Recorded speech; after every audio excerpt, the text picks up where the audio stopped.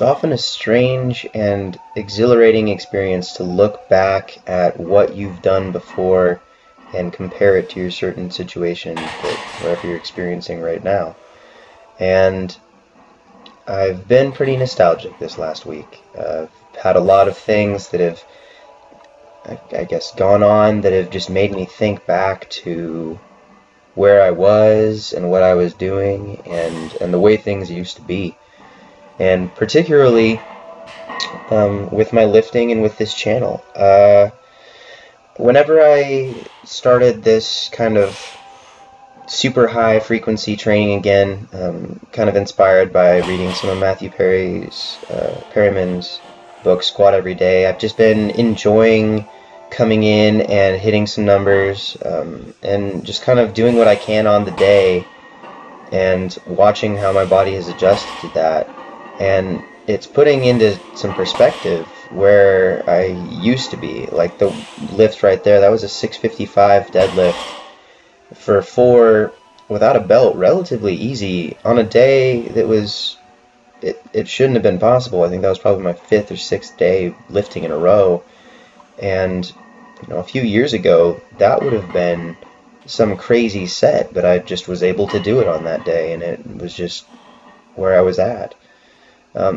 The same kind of goes for how things have been going with my channel. I didn't even really realize it until some people pointed it out that I broke 20,000 subscribers this last weekend, which is insane to me. It's truly a humbling experience to feel like that many people have taken the time to push a button and follow along on my journey and be a part of it. And coincidentally, I also recently hit my 2 millionth view on YouTube, which is just insane to me. As someone who started this out and was posting videos just as a way to keep myself accountable for what I was doing in the gym, it really is a humbling experience. And so I do want to take the time of this video to just say thank you guys for following along. Thank you guys for the continued support. I have one of the most positive and helpful and thoughtful communities, I think, in the YouTube fitness community as a whole. And that has less to do with me and more to do with you guys. And I'm really thankful for the people who have decided to join along.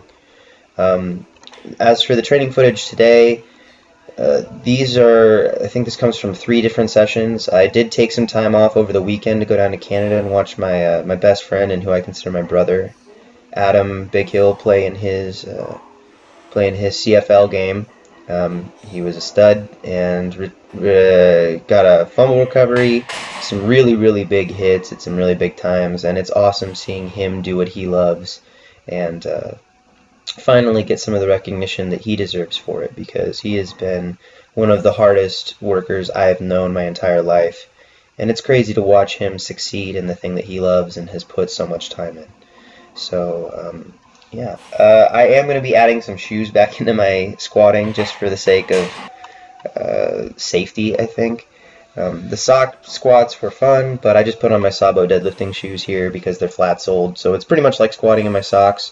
But I don't have to worry as much about slippage or anything.